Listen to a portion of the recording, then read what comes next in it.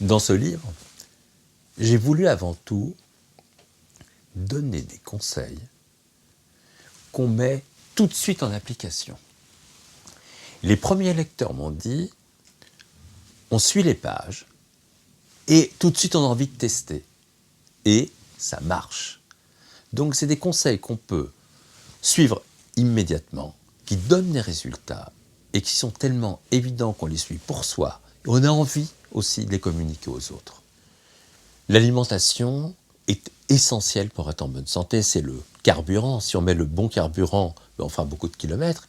Imaginez une automobile, on ne met pas le bon carburant, vous mettez du diesel alors que c'est une essence, elle n'ira pas très loin. Ce bon carburant, c'est l'alimentation. D'abord, le limiter en quantité. Vous savez, 30 calories en moins, c'est 20% de vie en plus. Et c'est pour ça que dans ce livre, j'ai tenu à donner des conseils simples, pratiques et qui marchent pour limiter ses apports alimentaires, perdre du poids de façon durable. Et ça, c'est essentiel parce que si vous mangez trop, vous ne ferez pas de vieux os. On est comme des montres automatiques, c'est-à-dire qu'on se remonte en mouvement. Donc, si vous faites de l'exercice quotidien, tout simplement avec 30 minutes d'exercice physique par jour, on va diminuer de 40% les risques de cancer, Alzheimer, maladies cardiovasculaires. Si vous utilisez vos neurones, vous allez être en bien meilleure santé. Et c'est l'ensemble du mouvement, qui soit physique, intellectuel, même la sexualité, c'est important aussi, qui fait qu'on est en bonne santé. Donc, Einstein le disait, la vie c'est comme la bicyclette, on arrête de pédaler, on tombe. Il y a tous les conseils pour rester en mouvement de façon simple, pratique, et rester de ce fait en excellente santé. Gérer sa santé au quotidien, c'est des tas de petits gestes extrêmement simples que tout le monde peut faire, c'est important, et qui vont changer la donne.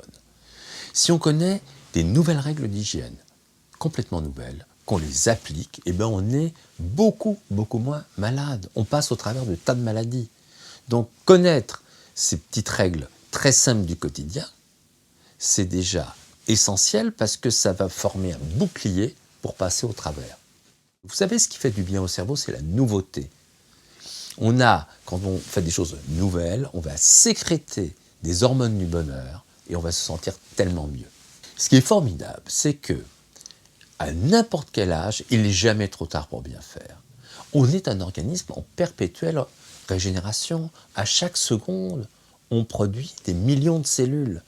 Donc, ces cellules vont mieux se régénérer, mieux se renouveler, avec moins de risques d'erreur si on a un mode de vie qui est sain et qui correspond à une bonne santé. Donc, en définitive, il n'est jamais trop tard pour bien faire. C'est le message de ce livre.